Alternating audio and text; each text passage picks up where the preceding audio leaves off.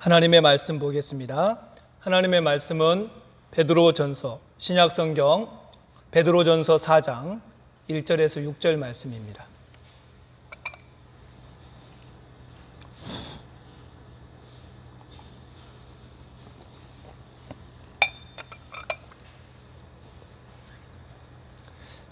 베드로전서 4장 1절에서 6절입니다. 제가 봉독해 드립니다. 그리스도께서 이미 육체의 고난을 받으셨으니 너희도 같은 마음으로 갑옷을 삼으라. 이는 육체의 고난을 받은 자는 죄를 그쳤음이니 그 후로는 다시 사람의 정욕을 따르지 않고 하나님의 뜻을 따라 육체의 남은 때를 살게 하려 함이라. 너희가 음란과 정욕과 술취함과 방탕과 향락과 무법한 우상 숭배를 하여 이방인의 뜻을 따라 행한 것은 지나간 때로 족하도다. 이러므로 너희가 그들과 함께 그런 극한 방탕에 다름질하는 하지 아니하는 것을 그들이 이상히 여겨 비방하나 그들이 산자와 죽은 자를 심판하시기로 예비하신 이에게 사실대로 고하리라. 이를 위하여 죽은 자들에게도 복음이 전파되었으니 이는 육체로는 사람의 심판을 받으나 영으로는 하나님을 따라 살게 하려 함이라. 아멘. 이 시간 하나님 앞에 드려진 헌금 봉헌하겠습니다.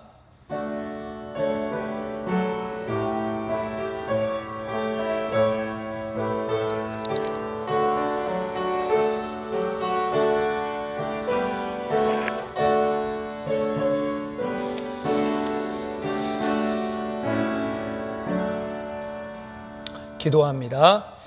하나님 감사합니다. 온 세계적으로 장로님 기도하신 것처럼 이 힘든 코로나 이때에 수많은 사람들이 아파서 쓰러지고 수많은 사람들이 생명을 잃어가고 간절히 하나님 앞에 매달리며 이 순간 우리 인류가 어떻게 살아야 할 것인지 하나님의 말씀대로 살지 못한 것들에 대해 회개하는 귀한 시간도 주시고 하나님을 간절히 갈망하는 귀한 시간도 주시고 하나님 없이 죽어가는 수많은 영혼들을 향하여 안타깝고 불쌍하게 여기는 마음을 주시옵시고 주 안에 사는 우리 그리스도인들 하나님 안에서 살아서 주 안에서 강건함을 주시니 감사를 드립니다. 이 시간에 하나님 앞에 귀한 헌금 드리오니 기쁘게 받으시고 이 물질이 하나님의 영광을 위해 쓰이게 하여 주시옵시고 많은 생명들을 살리고 육체에 죽어가는 육체보다도 영적으로 살아나를 수많은 사람들을 생각하며 하나님 그들을 위하여 생명을 건지고 교회를 세우고 복음을 전하고 전도하며 하나님 죽어가는 생명에서 살아가는 생명으로 만드는 귀한 역사에 쓰이게 하여 주시옵소서. 10의 1조를 구분하여 드리오니 성경에 약속한 복을 주시고 하나님 주일헌금을 드리오니 기쁘게 받으시고 감사를 따라 감사헌금을 드리오니 하나님 기쁘게 더 많은 감사로 우리 성도들 채워주시고 이 어려운 시국에 감사가 없어졌습니까? 하나님 다시금 감사를 찾게 하여 주시옵시고 대한민국이 하나님 전 세계적으로 볼 때 가장 행복한 코로나 기간을 보내고 있습니다. 하나님 이것이 하나님의 은혜이고 얼마나 감사한지 감사를 찾게 하여 주시옵시고 더 큰 감사로 주 앞에 나가게 하여 주시옵소서. 속히 아버지 함께 얼굴을 대면하며 예배할 수 있는 귀한 축복도 주시옵소서.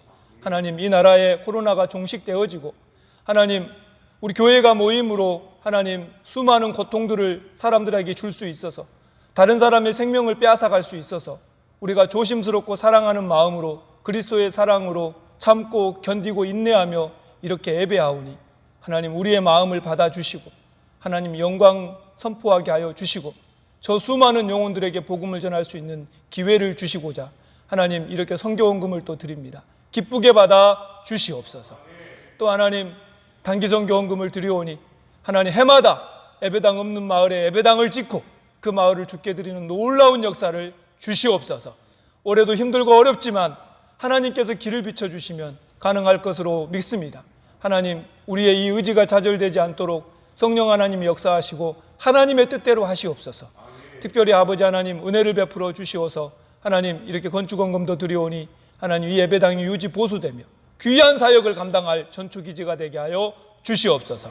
우리 성도들 각 가정에서 하나님 앞에 진심으로 감사하며 또 부활절 헌금을 드립니다. 하나님 받으시고 하나님 이 예물도 어려운 이웃들과 수많은 영혼을 살리는 데 쓰이게 하여 주시옵시고, 또 우리 교회가 아버지 하나님 코로나로 힘들어하는 수많은 이웃들도 살필 수 있는 귀한 은혜도 부어 주시옵소서. 그래서 이웃을 사랑하고 복음을 전하고 그들에게 생명을 전해주는 귀한 교회가 되게 하여 주시옵소서. 하나님 귀한 거 하나님 앞에 드립니다. 하나님 억지나 인색함 없이 드립니다. 주님이 받으시고 수많은 영혼을 건지는 데 사용하여 주시옵소서. 감사드리며 예수님의 이름으로 기도드리옵나이다. 아멘.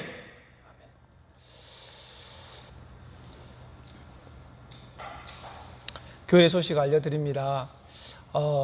코로나19로 너무 힘들고 어려운 삶을 사실 건데 되도록이면 모임을 좀 삼가하시고 우리 어르신들 꼭 건강을 유념하셔야 돼요. 나의 건강도 생각하시고 다른 사람의 건강도 꼭 생각하셔야 됩니다. 그래서 조심하시고, 또 힘들고 어렵지만은 가정에서 이렇게 사시는 거 하는 것들을 견뎌내셔야 돼요. 이것은 우리가 이웃을 사랑하는 방법이고 이것은 생명을 사랑하는 방법입니다. 우리 젊은 사람들이 나는 괜찮다고 막 돌아다니는데 너무 위험한 일이에요. 왜냐하면 나의 생명이 문제가 아니라 다른 사람의 생명을 해칠 수 있기 때문입니다. 얼마나 중요한지 모릅니다. 미국은 지금 하루에 1000명씩 죽어갑니다. 얼마나 무책임한 사람들, 그런 사람들이 나도 모르게 몇십 명씩 죽이는 거예요.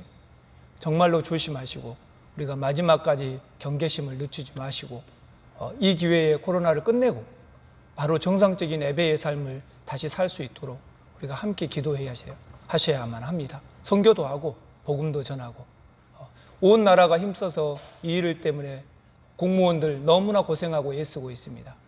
공무원뿐만 아니라 온 국민이 그렇게 하고 있습니다. 저와 여러분들이 명심하시고, 교회는 세상의 빛이고 소금입니다. 우리가 함께 이 어려움을 견디고 지고 나가면서 저들을 품어주고 보듬어 안아줘야 됩니다. 분명히 그리스도인의 사명이 어디 있는지 명심을 하시고 우리가 함께 이 어려운 시기를 이겨나가야 합니다. 모여서 예배하고 싶은 마음 간절합니다. 저도 입술이 부르트게 정말로 힘들고 어려운 시간을 보내고 있습니다. 하나님께서 우리에게 은혜를 베풀어 주시길 간절히 기도하십시오.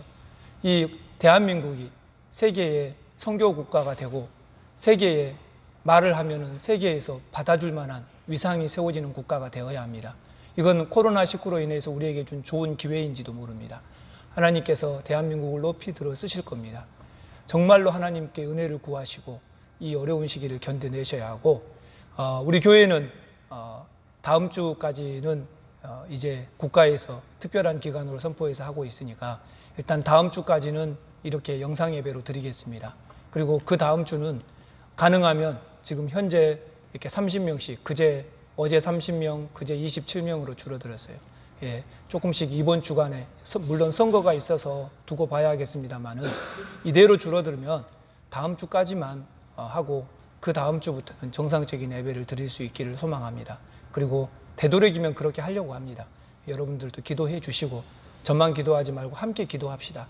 그래서 다음 주까지는 이 기간을 지키고 그 다음 주부터는 함께 예배할 수 있는 귀한 은혜를 달라고 여러분 간절히 기도하시길 바랍니다. 그나마 우리가 대한민국에서 이렇게 예배를 드릴 것인가 말 것인가 이렇게 하고 있어요. 다른 나라에는 엄두를 못 냅니다. 아예 집에서 나가지를 못해요.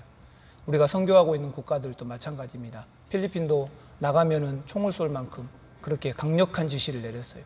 이런 때에 저와 여러분이 감사하면서 어렵고 힘들지만 견디면서 다른 사람의 생명을 지킨다는 마음으로 함께 기도하면서 나가시기를 주의 이름으로 부탁을 드리겠습니다. 감사합니다.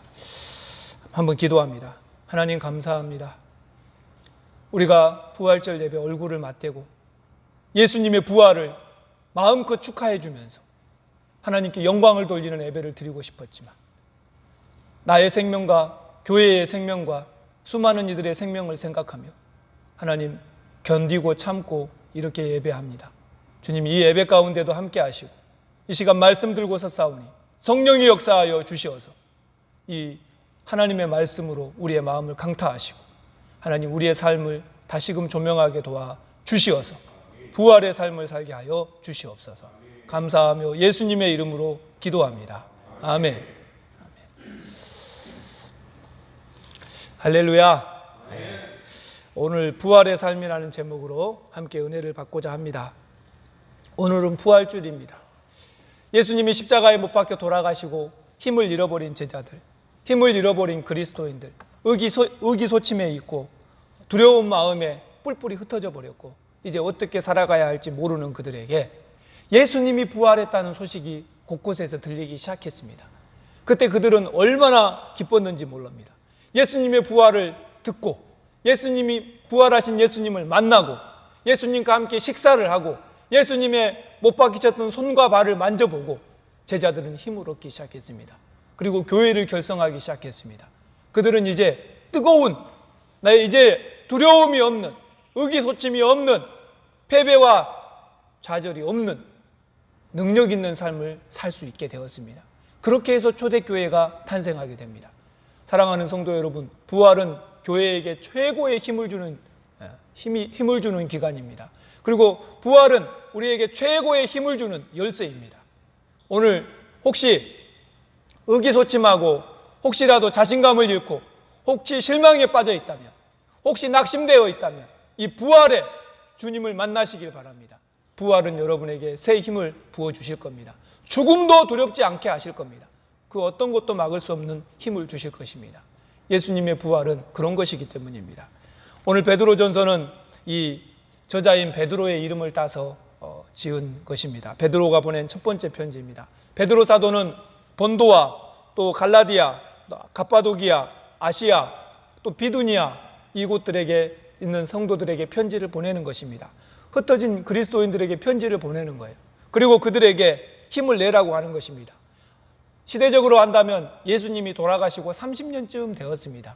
그러니까 AD 64년에서 그쯤 돼요. 62년, 64년쯤 되었을 때 그때에 베드로가 이 편지를 쓰게 됩니다. 예수님 돌아가시고 30년쯤 지났을 때 성도들의 마음 가운데 두려움이 엄습하기 시작했어요. 그때에 베드로가 지금의 두려움과 그리고 앞으로 다가올 더 어마어마한 환난을 대비하여서 성도들에게 부활의 신앙을 갖고 예수님의 부활의 신앙 그리고 영원한 삶에 대한 소망 이것들을 심어주면서 이 어렵고 힘든 기간을 어떻게 보낼 것인가 저들이 위로함을 받고 승리하도록 하기 위해서 아버지 같은 마음으로 사도 같은 마음으로 그리고 교육자 같은 마음으로 간절한 마음으로 저들에게 보내는 따뜻한 편지라고 할 수 있습니다. 이 편지를 받아서 읽은 성도들은 힘을 냈을 것입니다. 그리고 그들은 새로운 삶에 대해서 두려워하지 않았을 것입니다. 이제 어떻게 살아갈지에 대해서 결정하게 되었을 것입니다. 사랑하는 성도 여러분, 오늘 우리도 이 사도 베드로의 편지를 받으시고 우리도 하나님 안에서 말씀 안에서 우리의 두려움과 우리의 좌절과 우리에게 엄습해 있는 패배의식을 떨쳐버리고 승리로 일어나시고 회복하시기를 주의 이름으로 축원합니다. 자, 오늘 본문의 말씀에 보면은 이 베드로서는 전체적으로 보면은 예수님의 재림에 대한 이 소망이 가득 담겨 있습니다. 마지막 때가 가까웠다는 것들이 계속 언급됩니다. 그러면서 마지막 때가 가까웠으니까 심판 때가 가까웠으니까 그 심판을 준비하고 영광스러운 면류관을 받으라는 겁니다. 그러면서 어떻게 성도들이 살아야 할 것인가 전반적으로 보면은 허리를 동이고 깨워서 거룩한 삶을 살라고 얘기합니다. 애배자로 살라고 합니다. 열심히 선을 행하고 복음을 전하면서 살라고 합니다. 힘써서 기도하고 서로 사랑하며 서로 섬기고 살라고 합니다. 마지막으로는 인내하고 견디고 살라고 합니다. 이 베드로 사도의 이 따뜻한 당부가 그들에겐 힘이 되었습니다. 지금 최고로 어려운 시기였기 때문입니다. 그리고 당부하기는 혹시 예수님의 재림이 늦어진다고 실망하지 말아라 이렇게 얘기합니다. 왜 실망하지 말아야 합니까? 주님이 재림이 늦어지신 것은 다른 수많은 사람들에게 예수님의 복음을 듣고 회개할 수 있는 기회의 시간을 주기 위한 것입니다. 사실 저와 여러분은 예수님의 재림이 더디었기 때문에 예수를 믿는 사람들이잖아요. 얼마나 감사한지. 예수를 믿고 구원받은 인생이 되고 뿐만 아니라 우리의 인생을 주를 위해 살 수 있는 어마어마한 특권과 기회를 주셨기 때문에 이 영광스러운 자리에 우리가 있는 것입니다. 그러므로 혹시 예수님의 재림이 더디어진다고 실망하거나 낙심하지 말고 이 어려운 시대가 닥쳐와도 견디고 인내하고 참아라. 그러면서 영광스러운 부활을 보아라. 이렇게 얘기하고 있는 것입니다. 사랑하는 성도 여러분, 오늘 우리는 부활주의를 맞이하면서 이 부활의 삶을 맞이하기를 바랍니다. 베드로전서의 구조를 보면은요, 처음에는 1장에 인사하고 2장부터는 이제 깨어있는 삶을 살라고 얘기합니다. 그러면서 2장 11절에서 11절을 보면은 백성들로서 깨어있는 삶을 살고, 2장 18절부터 보면은 종으로서 깨어있는 삶을 살고, 3장 1절부터 6절에 보면은 아내로서 깨어있는 삶을 살고, 또 7절에 보면은 남편으로서 깨어있는 삶을 살고, 그리고 8절은 성도로서 깨어있는 삶을 살라고 얘기합니다. 그러면서 3장 9절부터 4장까지 쭉 가면은 고난 중에서 성도들이 어떤 자세를 취해야 할 것인지를 분명하게 말해주고 있습니다. 오늘 본문은 부활주의를 맞이하는 우리에게 우리 성도들의 삶의 방향을 말해줍니다. 예수 그리스도의 부활은 죽음의 권세를 이긴 승리의 삶을 살게 하는 것입니다. 우린 승리의 삶을 살고 있습니다. 두려울 필요가 없습니다.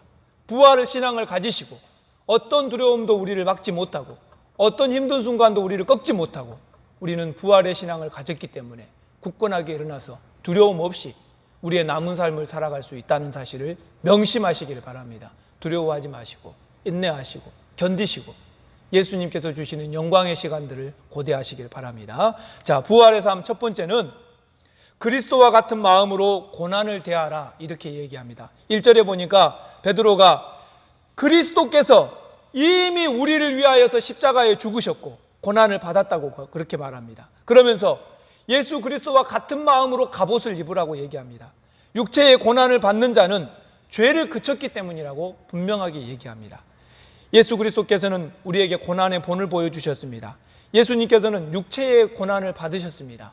이 육체의 고난이라는 말을 그대로 번역하면 육체 안에서 고난을 받으셨다라는 뜻입니다. 예수님은 정말로 이 땅에 오셔서 이 육체로서 가질 수 있는 모든 고난을 다 겪으신 분입니다. 저와 여러분이 겪고 있는 그 모든 고난을 예수님은 다 겪으신 분입니다.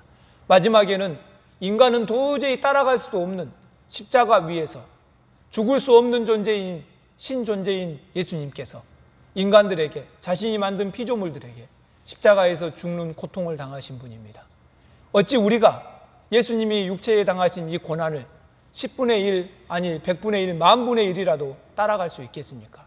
우리는 말로는 주님의 고난을 동참한다고 하지만 감히 우리는 상상도 할 수 없는 그 아픔을 예수님은 육체에 받으시고 또 마음에 받으시고 그러셨던 분입니다.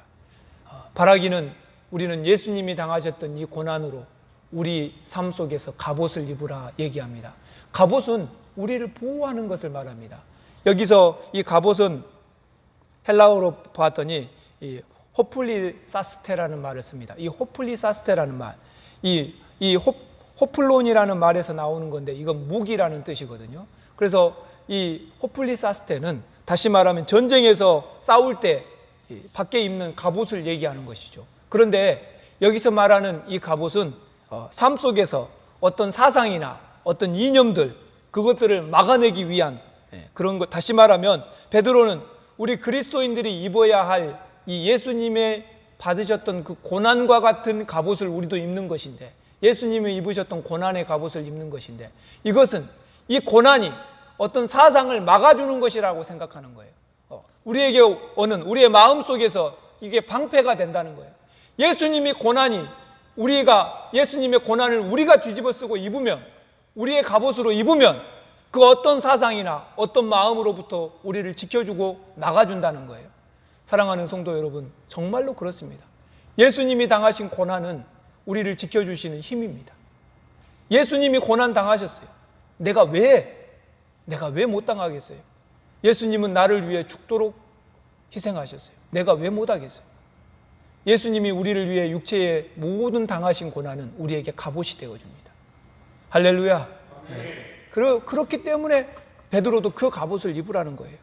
그래서 예수님과 같은 마음으로, 예수님의 마음으로, 그래서 그리스도인은 지상생활에서 당하는 모든 고난 가운데 예수님이 가지셨던 그 마음을 먹으면 돼요. 예수님이 고난에 대해서 도대체 어떻게 생각하셨을까요? 육체의 고난을 받는 자는 죄를 그쳤다고 본문은 얘기하고 있잖아요. 육체의 고난을 받는 자, 다시 말하면 죄를 그쳤다는 것은, 죄를 그치는 삶이 어디서 이루어집니까? 세상적인 삶을 살아가다가 예수님을 만나고 그리스도를 나의 주로 영접하고, 그때부터 우리가 더 이상 죄 짓는 삶을 끊어버리는 것입니다. 죄를 그치는 삶을 사는 거예요. 그런데 그 삶을 살면은 이제 필연적으로 우리에게 다가오는 것이 있습니다. 믿음의 삶을 살면서, 죄를 그치는 삶을 살면서 우리에게 찾아오는 고난입니다. 물론 지금 저와 여러분은 이걸 실감나게 느끼지 못하실 거예요. 왜요? 세상을 끊어버리고 예수를 믿는다고 할 때 누가 우리한테 고난을 주는 이가 없기 때문이에요. 그러나 지금 우리가 살고 있는 이 시대에도 저 아랍계통 국가에서 그들이 섬기는 신을 끊어버리고 예수를 믿는다고 하면 그의 인생 가운데 다가올 고난을 생각해 보세요. 심지어 명예살인이라고 해서 우리 가족의 명예를 더럽혔다고 죽여버립니다. 이런 일이 지금 이 시대에 일어나고 있어요. 또 불교 국가에서는 내가 예수를 믿겠다고 하면 아무 직장에서도 취직을 안 해줘요. 특정 나라를 언급하지는 않겠습니다. 직장을 안 줘요. 학교에서 장학금도 안 줘요. 전교 1등이어도 안 줍니다. 예수를 믿으니까. 회사에서도 공부를 아무리 잘해도 취직을 안 시켜줍니다. 예수를 믿으니까. 여러분, 이 예수를 믿는다는 것이 우리의 죄를 그치는 일은 시작되었지만 고난이 시작된 거예요. 그래도 베드로 사도는 그래도 그렇게 하자는 거예요. 한번 따라합시다. 그래도 그렇게 삽시다. 예. 예수님의 고난의 갑옷을 입고 예수님이 고난을 어떻게 대했었어요? 예수님이 만약에 십자가의 고통과 고난이 싫다, 나 그것 당하지 않으련다, 우리의 구원은 없습니다. 우리의 구원은 없지요. 근데 예수님은 기꺼이 그 고난을 맞이하셨어요. 그리고 온몸으로 체휼하셨어요. 그렇기 때문에 저와 여러분의 부활이 있는 것이에요. 저와 여러분의 영원한 생명이 있는 거예요. 저와 여러분의 구원이 있는 거예요. 그러니 베드로 사도는 얘기합니다. 성도들이여, 그리스도인들이여, 이제부터 우리도 예수님이 받으신 고난에 대한 생각, 예수님이 고난을 어떻게 생각하고 사셨는가, 그것으로 우리도 마음을 입자 그 말이에요. 그것으로 우리도 무장하자 그 말이에요. 예수님과 똑같은 마음으로 우리도 고난을 대하자 그 말이에요. 그래야 생명이 살아나고, 그래야 교회가 살아나고, 그래야 다른 사람을 구원할 수 있어요. 기꺼이 예수님의 마음으로. 한번 따라합시다. 기꺼이 예수님의 마음으로. 네. 그래서 베드로는 그렇게 얘기합니다. 그래서 엄청난 앞으로 고난이 닥쳐올 것인데 그리스도인들에게 그 고난을 어떻게 견딜 것인가? 주님처럼 합시다. 그 말이에요. 빌립보서 2장 5절에서 8절을 보면 성경은 이렇게 얘기합니다. 너희 안에 이 마음을 품으라. 곧 그리스도 예수의 마음이니 그는 근본 하나님과 본체이시나 하나님과 동등됨을 취할 것으로 여기지 아니하시고 오히려 자기를 비워 종의 형체를 가지사 사람들과 같이 되셨고 사람의 모양으로 나타나사 자기를 낮추시고 죽기까지 복종하셨으니 곧 십자가에 죽으심이라. 할렐루야. 예. 예수님은 저 하늘의 영광과 보좌를 다 버리시고 이 땅에 사람으로 온 것부터 자기 비하이셔요. 그때부터 온갖 세상의 율법들을 따르고 세상의 법도를 따르고 육신의 부모에게 순종하고 세상에서 받는 아픔과 모든 질병들을 같이 겪으면서 사셨고 공생의 기간에 그가 겪으셔야 했던 고충과 아픔은 말할 수 없고 십자가에 죽으시는 그 아픔도 말할 수 없고 제자들의 발을 씻기고 제자들을 먹이고 입히시는 예수님, 얼마나 섬기고 약한 자를 어린아이가 오면 보듬어주고 병든 자가 있으면 찾아가서 고쳐주고 예수님은 그런 분이셨습니다. 이 주님처럼 산다면 우리가 뭐가 고난이 두렵겠는가? 베드로는 그렇게 얘기합니다. 주님은 그런 마음으로 사셨습니다. 주님은 다가올 고난에 대해서 조금도 두려워하지 않으셨습니다. 주님은 그 고난과 당당하게 맞서서 싸우셨습니다. 그리고 오히려 고난을 기다리면서 고난에 대하여서 준비하셨습니다. 사랑하는 성도 여러분, 우리도 예수님 같은 마음의 갑옷을 입는다면 다가올 고난이 뭐가 걱정이겠습니까? 아니, 지금 저와 여러분은 감히 우리에게 고난이 있다라고 말하기 부끄러울 만큼 행복한 신앙생활을 하고 있어요. 사실 제가 작년까지만 해도 제가 설교할 때 늘 얘기했잖아요. 지금 우리가 살고 있는 이 시대가 전에도 없었고 후에도 없을 만큼 가장 행복한 그리스도인으로 살고 있노라고 늘 얘기했잖아요. 아마 여러분 그것이 별로 실감나지 않았을지 모릅니다. 그러나 막상 이런 세계적인 전염병이 퍼지고 나니까 우리가 그동안 예배하고 살고 전도하고 살고 선교했던 것들이 얼마나 감사하고 행복한 일인지. 하고 싶다고 할 수 있는 일이 아니잖아요. 하고 싶다고 할 수 있는 일이야. 얼마나 감사했는지 뼈저리게 느껴지지요. 여러분, 이 코로나 사태가 지나간 이후에도 우리는 분명히 명심하셔야 돼요. 앞으로 이렇게 행복한 신앙생활을 우리가 영원히 계속할 거라고 생각한 건 착각입니다. 나에게 주어진 기회 안에서 주를 위해서 일할 수 있는 시간은 그렇게 많지가 않습니다. 많지가 않아요. 기회가 주어졌을 때 주를 위해서 일하는 것, 어떤 고난도 두려워하지 않고 쓸 수 있는 것, 그것이 그리스도인임을 믿으시길 바랍니다. 그래서 주님처럼 온몸에 죽기까지 당하셨던 고난, 그 고난을 받은 주님처럼 살아야 합니다. 사랑하는 성도 여러분, 고난이 영광을 가져올 수 있음을 아시길 바랍니다. 때로는 하나님은 우리에게 엄청난 고난을 주실 때에 이유를 모를 때 사람들은 원망하고 불평합니다. 그러나 이유를 알면은 그 고난에 대해서 기꺼이 예수님처럼 받아들일 수가 있는 것입니다. 고난 뒤에 가져올 영광을 보셔야 합니다. 한번 따라합시다. 고난 뒤에 받을 영광을 봅시다. 예수님께서 만약에 고난을 받지 않으셨다면 십자가의 이 오늘 부활주의, 부활의 영광이 어디 있겠습니까? 근데 예수님께서 고난을 받으셨기 때문에 이 영광이 있는 거예요. 저와 여러분이 예수님처럼 고난을 감내하고 기꺼이 받아들이면서 주를 위해 살지 않으면 어디에가 영광이 있겠습니까? 영광이 없죠.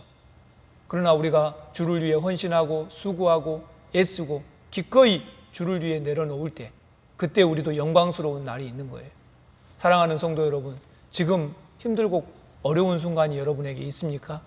두려워하지 마십시오. 이 고난에 대해 두려워하지 마십시오. 이 뒤에 있을 영광들을 보시란 말이에요. 그리고 그 영광을 위해서 기꺼이 이 고난을 즐기십시오. 이 고난 중에도 감사하십시오. 그러면서 하나님의 삶을 사시기를 바랍니다. 백성으로서의 삶을 사시기 바랍니다. 초대교회는 예수님이 돌아가시고 뿔뿔이 흩어졌습니다. 그러나 이제 그들이 다시 모였습니다. 고난을 두려워하지 않고 정면으로 이제 고난과 맞이하려고 하는 것입니다. 베드로는 그렇게 얘기합니다. 이렇게 가자는 거예요. 앞으로도 우리를 박해할 수많은, 우리를 힘들게 할 수많은 일들이 벌어질 것인데 거기에 대해 두려워하지 말고 정면으로 부딪히자는 겁니다. 너무나도 힘들고 아프고 억울하다고 생각될 수 있습니다. 우리는 그 속에서 이 고난을 통해서 나를 다듬어 가시고 나를 세워 가시고 교회를 다시 만드시고 회복시키시는 하나님을 보아야 해요. 요 산을 보십시오. 산에 산불이 나면 다 끝났다라고 생각할지 모르지만 그렇게 해서 산은 다시 살아나는 거예요. 이 고난 속에서 땅 속에 있던 다시 순들이 나고 그래서 자연은 생태계가 다시 회복되는 거예요. 여러분, 산불이 없이 계속 무성하면 건강할 것 같잖아요. 산이 죽어요. 그러나 스스로 자연은 이렇게 정화를 한 번씩 해내는 것입니다. 고난은 우리에게 유익을 주는 거예요. 이 고난 속에서 영광이 있음을 반드시 보시고 슬퍼하지 마시고 정면으로 싸우시기 바랍니다. 자, 두 번째, 이 부활의 삶은요, 하나님의 뜻을 따라 육체의 남은 때를 살자는 것입니다. 오늘 본문의 2절에 보니까 그 후로는 베드로가 얘기합니다. 주님의 백성으로 구원받은 성도라면 다시는 사람의 정욕을 따르지 말고 하나님의 뜻을 따라서 육체의 남은 때를 삽시다. 이렇게 얘기합니다. 한번 따라합시다. 하나님을 따라서 육체의 남은 때를 삽시다. 예, 이 사람의 정욕을 따르지 말고, 사람의 정욕을 따른다라는 말, 이 헬라어로 말한다면 안드로폰 에피디미 아이스라 그러는데, 에피디미 아이스, 이건 말 그대로 성적인 욕망을 말합니다. 에피디미 아이스. 근데 이 성적인 욕망, 근데 이것뿐만 아니라 성적인 욕망뿐만 아니라 타락한 본성이 가지고 있는 모든 죄악된 욕망을 통틀어서 얘기하는 거죠. 그러니까 타락한 인간이 가지고 있는 그 모든 욕망을 따라서 살려고 하지 맙시다, 그 말이에요. 그 대신에 하나님의 뜻을 따라 삽시다, 그렇게 얘기합니다. 하나님의 뜻을 따라 살아야 됩니다. 이 이후로는 이 육체의 남은 때를 삽시다. 이 육체라는 말은 엔사르키라 그러는데 육체 안에서 그런 뜻이고, 남은 때라는 것은 이 시간이 흘러가는 걸 표현해 주는 것입니다. 그래서 그리스도인들이 이 땅에서 생명이 남아있는 시간을 의미합니다. 다시 말하면 이 땅에서 생명이 남아있는 동안에 우리 이 육체 안에다가 이 육체를 가지고 살 때에 그때에는 이 남은 시간은 하나님의 뜻을 따라 삽시다. 이 육체의 정욕이 끌리는 대로 살지 말고 하나님의 뜻대로 삽시다. 그 얘기입니다. 사랑하는 성도 여러분, 그리스도의 고난을 통하여 그리스도인들은 어떻게 살아가야 할지를 베드로 사도는 분명하게 우리에게 제시해 주고 있습니다. 우리의 남은 인생을 어떻게 살아야 합니까? 본문은 정답을 말해주고 있습니다. 하나님의 뜻대로 살아야 한다는 거예요. 남은 인생은 하나님 뜻대로. 정말로 남은 인생은 하나님 뜻대로. 문제는 얼마만큼이 남아있는지, 내 생이 얼마만큼이 남아있는지를 인식하고 사는 것이 중요합니다. 내 인생이 얼마나 남았을까? 여러분, 그걸 인식하고 살아야 돼요. 수많은 사람들이 영원히 천년만년 살 것처럼 그렇게 생각을 해요. 절대로 그렇지 않습니다. 내 인생의 남은 때를 인식해야 돼요. 여러분, 내가 지금 몇 살이니까 내가 몇 살까지 산다고 하면 아직도 이만큼 남았다. 누가 그래요? 누가 그렇게 얘기합니까? 천만에요. 그건 나 혼자 생각이에요. 절대 그럴 수 없는 거예요. 절대 그럴 수 없어요. 지금 어제까지 죽어간 그 수많은 코로나 확진을 받고 사망한 사람들이 내가 오늘 죽을 거라고, 내가 한 달 뒤에 죽을 거라고 생각한 사람이 누가 있겠습니까? 미국에서 하루에 1000명씩 죽어가는데 그 1000명씩 죽어가는 사람들이 불과 한 달 전만 해도 내가 한 달 뒤에 죽을 거라고 생각한 사람이 누가 있었겠습니까? 절대로 그럴 수가 없는 거예요. 그러니 인생의 남은 때는 누가 정하냐? 그 인생의 남은 때라는 인식을 완전히 바꿔야 합니다. 나 혼자서 나는 아직도 30년 남았다. 나는 아직도 40년 남았다. 나는 아직도 20년 남았다. 나 혼자 정하는 거예요. 그래서 여유가 만만한 거예요. 그래서 아직도 내 육신의 정욕을 따라가서 살아가는 거예요. 근데 베드로 사도는 그러지 말자는 거예요. 내 육체의 남은 때는 하나님의 뜻대로. 제가 드리고 싶은 말은 이 육체의 남은 때를 인식하는 그 인식의 시간을 다시 하자는 거예요. 어떻게 인식해야 돼요? 내가 앞으로 얼마나 살지. 그 인식을 완전히 바꾸셔야 돼요. 하나님이 불러가시면, 한번 따라 합시다. 하나님이 불러가시면 오늘 밤에라도 가야 합니다. 예, 요즘 시대에는 이게 실감해요. 오늘 기침하고 열나서 확진자 판정받고 병원에 갔다가 다시 못 본다 그래도 우리 전혀 이상한 게 아니에요. 전혀 이상한 게 아니에요. 한국에서도 200명 넘게 죽었어요. 전혀 이상한 거 아니에요. 분명히 명심해야 돼요. 그렇기 때문에 이 남은 때를 정확하게 인식하는 것이 시간을 헛되이 보내지 않고 잘못 사용하지 않게 만듭니다. 무엇이 중요한지 알게 합니다. 무엇이 우리 인생의 우선순위인지를 분명히 알게 해줍니다. 베드로 사도가 얘기하는 거예요. 이제 육체의 남은 때는 하나님 뜻대로 삽시다. 이것이 부활하는, 예수님의 부활을 경험한 부활 신앙을 가진 자들의 삶입니다. 이렇게 얘기합니다. 여러분, 50대 초반에 말기암 걸린 환자가 있습니다. 의사로부터 몇 개월밖에 살지 못한다고 합니다. 그가 수많은 생각이 오고 갔는데 그 가운데 고민 끝에 그동안에 어려운 관계를 갖고 있었던 사람들을 불러서 먼저 화해하는 데 시간을 써야겠다고 생각했습니다. 그래서 전화를 해서 그동안 자기와 관계가 안 좋았던 사람들에게 내가 이렇게 죽게 되었다라고 얘기하면서 병원에 한번 와줄 수 없겠냐고 했습니다. 사람들이 찾아왔습니다. 그러면 그때 얘기합니다. 생각해 보니까 내가 이런 일들이 당신의 마음을 아프게 했고 당신과 나의 사이에 참 불편함을 겪고 살았네. 정말로 미안합니다. 그러면서 진심으로 내가 사과하고 싶습니다. 그러면서 그 사람들에게 사과를 했어요. 그 전에 내가 잘했는지 잘못했는지는 아무 관계가 없습니다. 지금 여기는 인생을 정리하는 순간이에요. 그랬더니 다른 상대방도 끌어안으면서 내가 미안하다고 서로 그랬다는 거예요. 지금껏 살아오던 50평생을 나는 헛것으로 살았네. 병실에서 진짜 보내고 있는 이 며칠 동안이 내 인생에서 가장 가치 있는 시간이네. 내가 왜 좀 더 이렇게 살지 못했는지 미안하네. 그러면서 서로 끌어안았다는 거죠. 사랑하는 성도 여러분, 시간은 한정되어 있고 소중한 것입니다. 이 사람한테는 몇 개월이라고 그랬겠지만은 우리도 장담할 수 없잖아요. 정말로 중요합니다. 매일 먹고 사는 데만 시간을 써버리니라 정신없이 사는 우리. 그러나 막상 내가 몇 개월밖에 못 산다고 할 때 그때에는 그것들을 멈추게 될 것입니다. 정말로 중요한 것입니다. 어떻게 살겠습니까? 여러분, 누가 여러분한테 자문을 구한다고 가정해 봅시다. 인생의 남은 시간이 저는 2개월밖에 없습니다.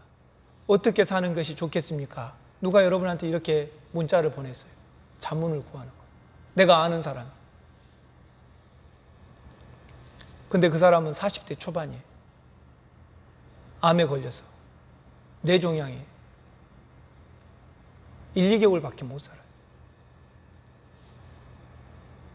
여러분, 그 사람한테 어떻게 조언해 주시렵니까? 어떻게? 아무 일이 없다는 것처럼 그냥 사십시오?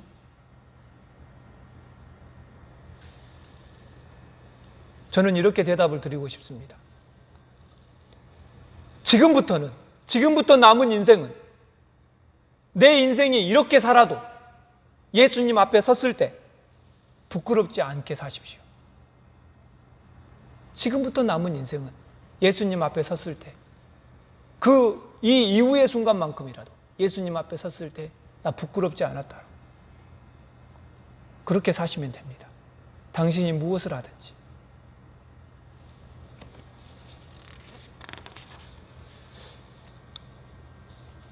어떤 목사님이 중앙아시아의 어떤 국가에 선교사로 나가 있는 선교사를 방문하러 갔습니다. 근데 그 집 화장실 벽에가 이런 문구가 붙어 있었어요. 중국의 한 시인데요.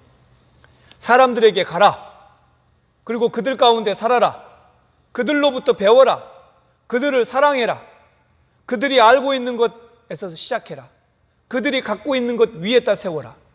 그리고 가장 훌륭한 지도자는 그 일이 성취되었을 때 사람들로 하여금 우리 힘으로 이 일을 해냈다 하고 말하게 해라.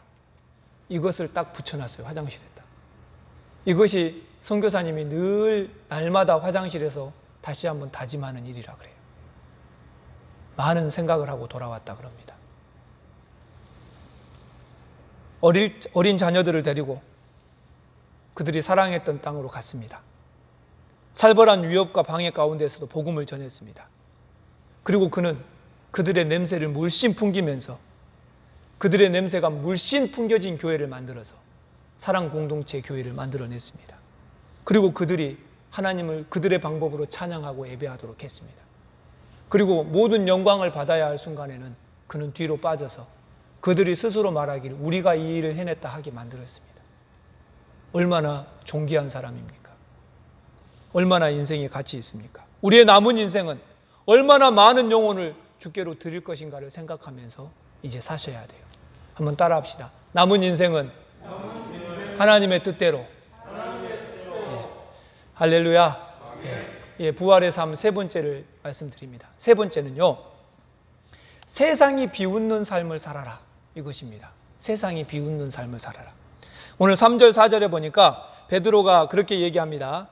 그리스도인들이 음란과 정욕과 술 취함과 방탕과 향락과 무법함, 우상 숭배, 이 이방인들의 뜻에 따라서 지나간 과거는 살았다.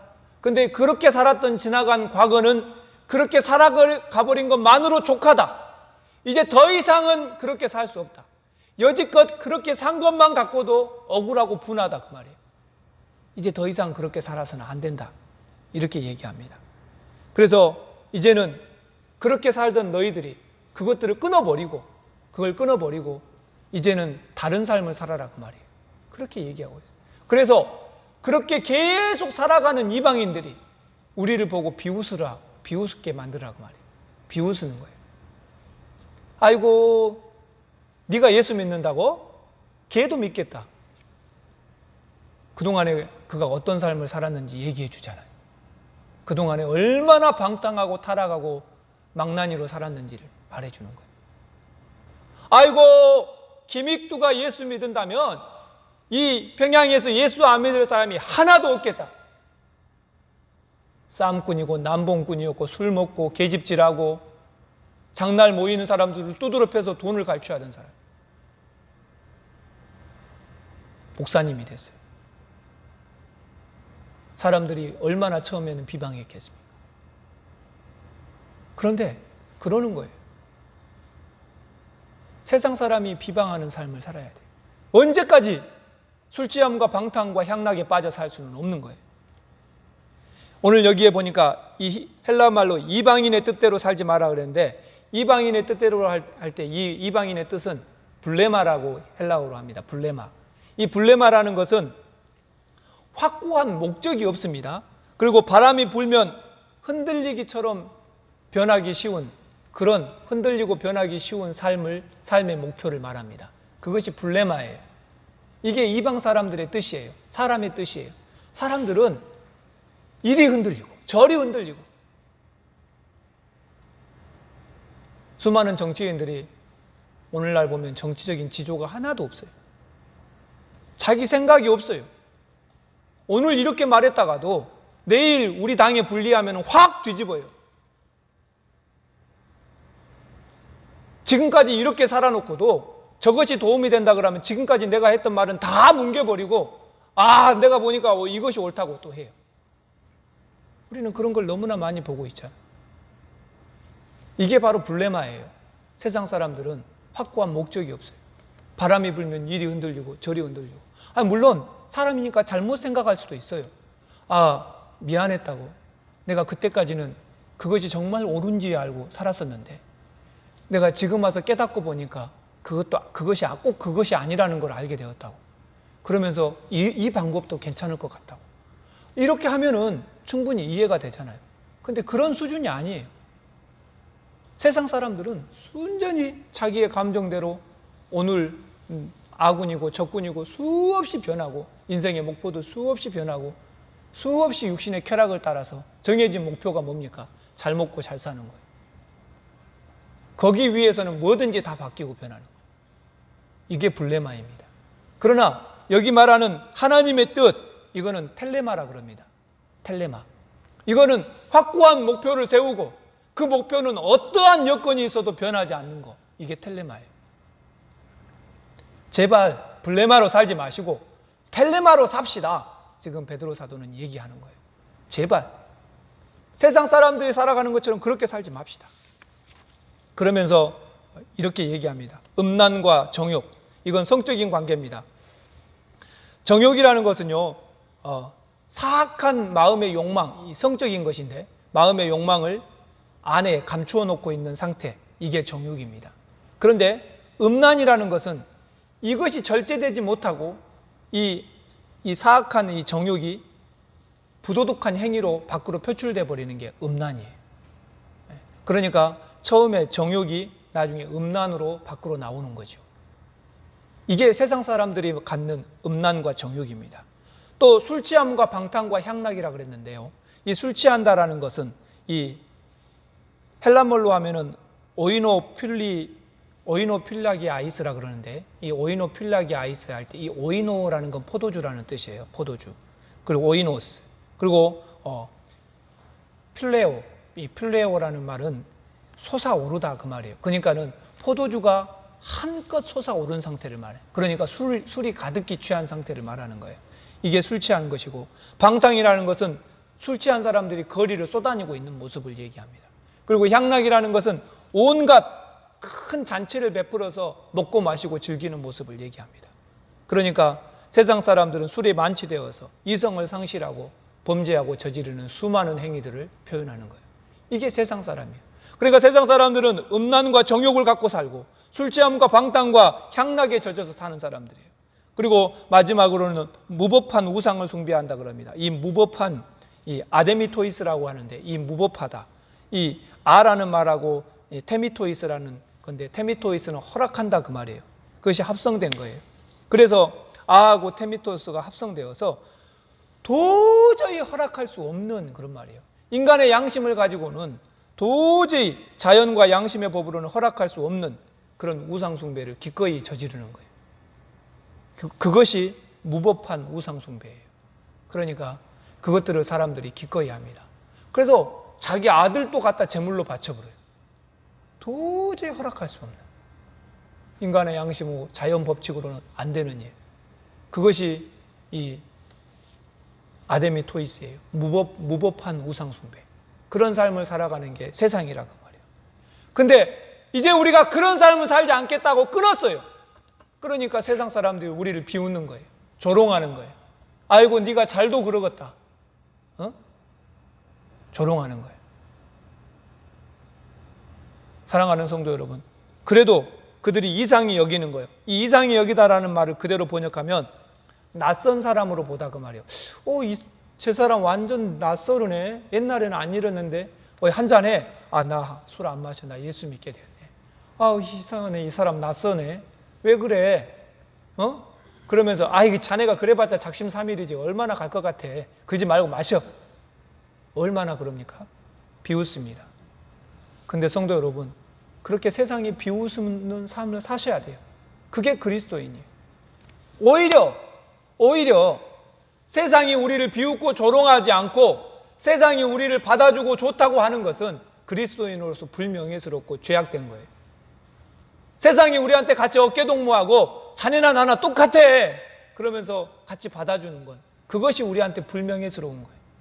세상이 우리를 비웃고 조롱해야 우리는 가치가 있는 거예요. 여러분, 기꺼이 세상 사람들의 향락에 우리가 빠지지 않고 그들의 삶의 문화에 젖어들지 않는 것에 대해서 부끄러워할 필요가 없어요. 오히려 그들이 우리를 받아주는 게 부끄러운 일이에요.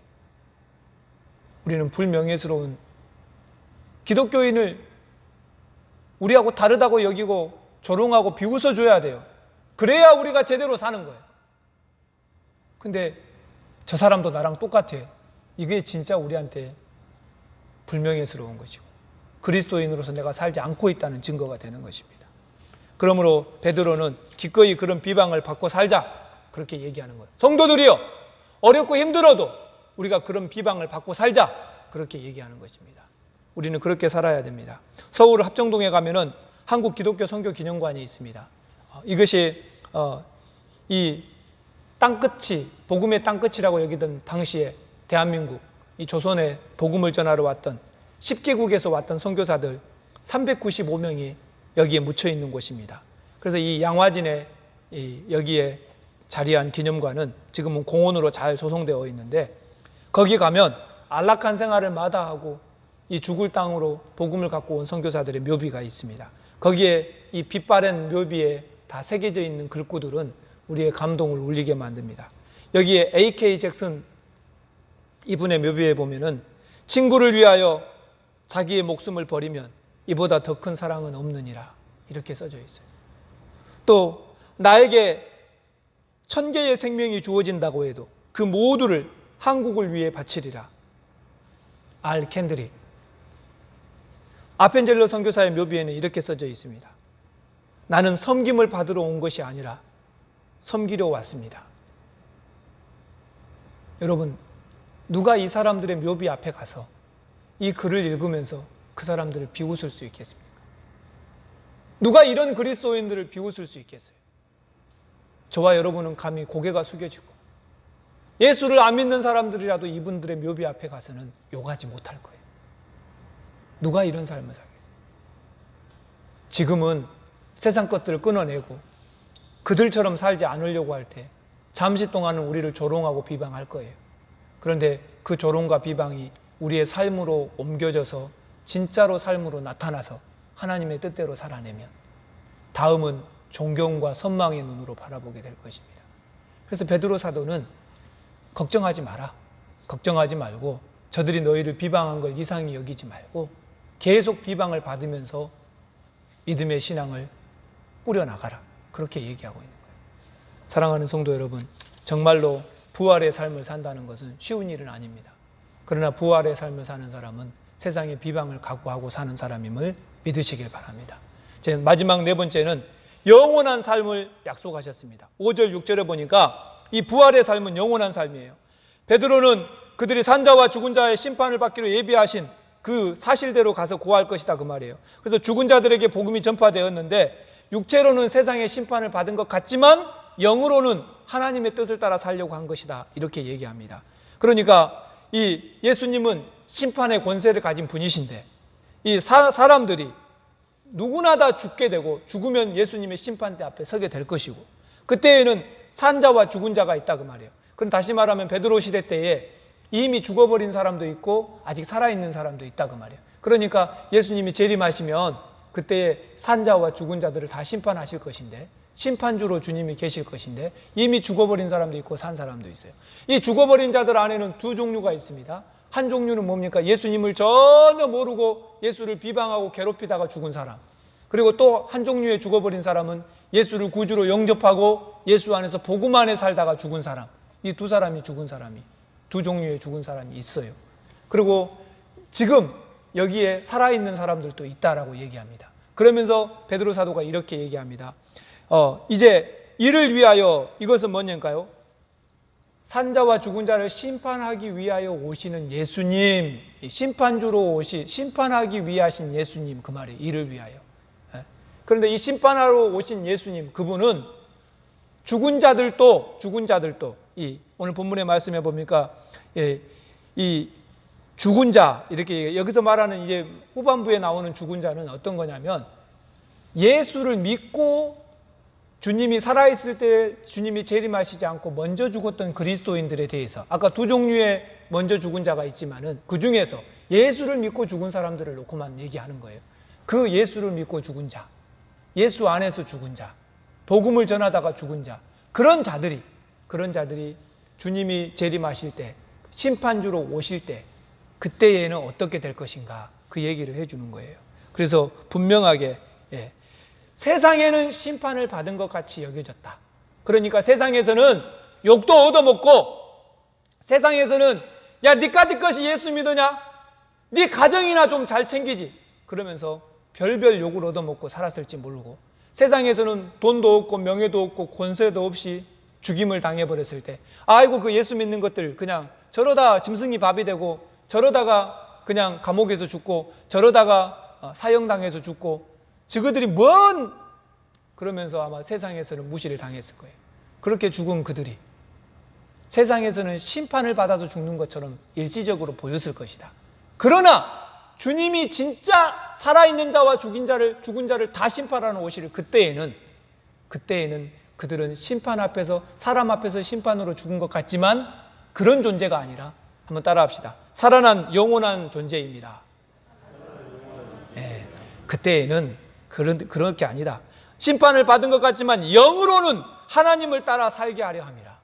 그때 주님이 심판주로 오셨을 때에는 먼저 예수 안에 죽은 자들을, 1번 순서가 예수 안에 죽은 자들을 먼저 부활시킵니다. 할렐루야.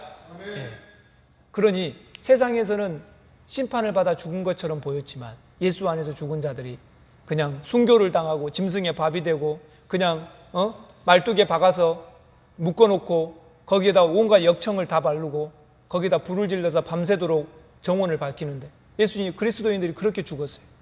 그런데 그런 사람들이 세상에서는 심판을 받아 죽은 것처럼 보였겠지만 예수님이 재림하시고 진짜 세상의 심판주로 오실 때에는, 세상의 군왕들의 심판이 아니라 만왕의 왕이 세상을 심판하러 오실 때에는, 그때에는 그들이 하나님의 뜻 안에서 살아나고 영원한 삶을 얻게 될 것이라는 말씀이에요. 그러니 부활의 신앙을 가진 사람들은 영원히 죽지 않습니다. 요한복음 11장 25절 26절의 말씀에 보면 이렇게 얘기합니다. 예수께서 이르시되 나는 부활이요 생명이니 나를 믿는 자는 죽어도 살겠고 무릇 살아서 나를 믿는 자는 영원히 죽지 아니하리니 이것을 너가 믿느냐? 할렐루야. 예수 믿는 사람들은 이것을 믿는 사람들이에요. 영원한 심판이 없고 죽음이 없는 것이, 세상에서 잠시 심판받는 것처럼 보일 수 있어요. 그러나 우리에겐 영원한 생명이 있는 존재입니다. 죽은 자의 부활이 없다면 예수님의 부활도 없었을 것입니다.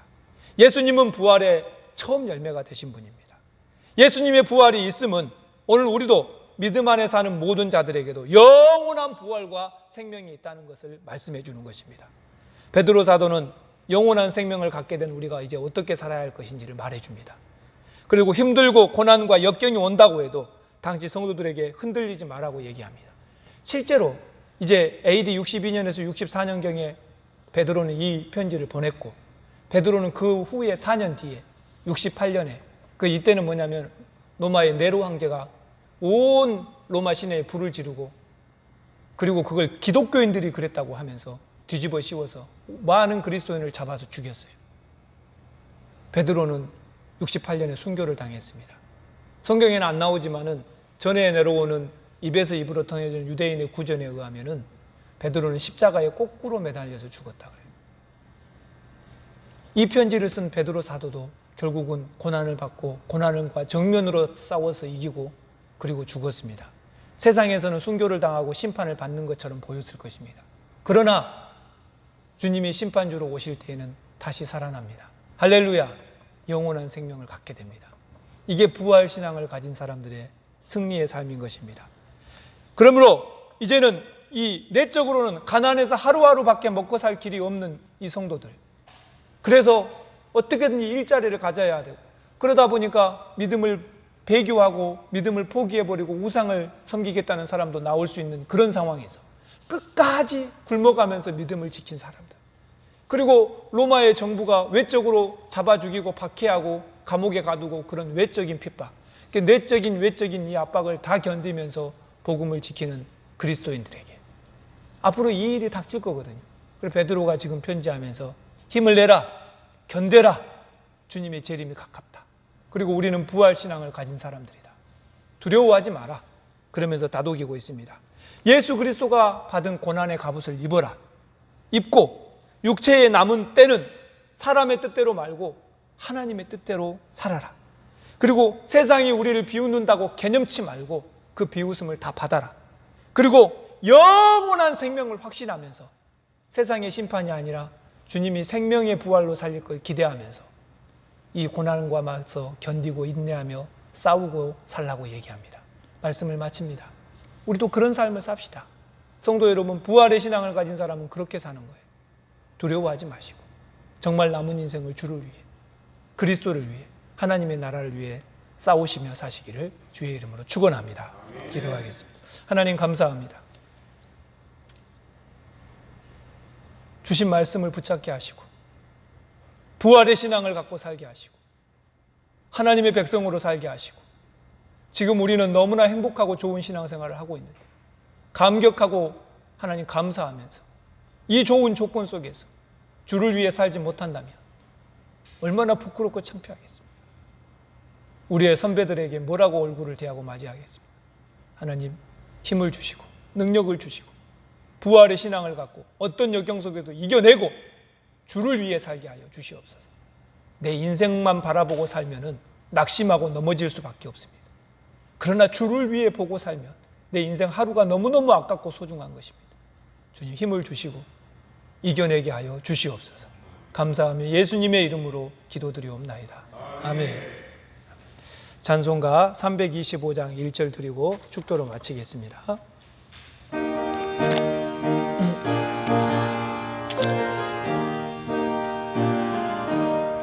예수가 함께 계시니 시험이 오나 겁없네.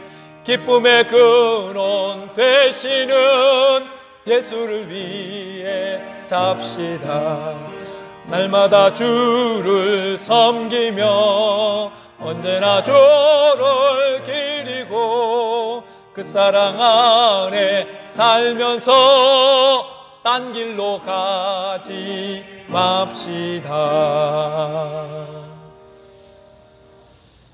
지금은 우리 주 예수 그리스도의 은혜와 하나님 아버지의 크고 무한하신 사랑하심, 성령님의 위로 교통 충만케 하시니 부활의 신앙을 가지고 그리스도의 삶을 살며 이 땅의 수많은 영혼들을 살리고 주님 부르시는 날까지 가기를 원하는 저들 위해 지금부터 영원토록 함께 있을지어다.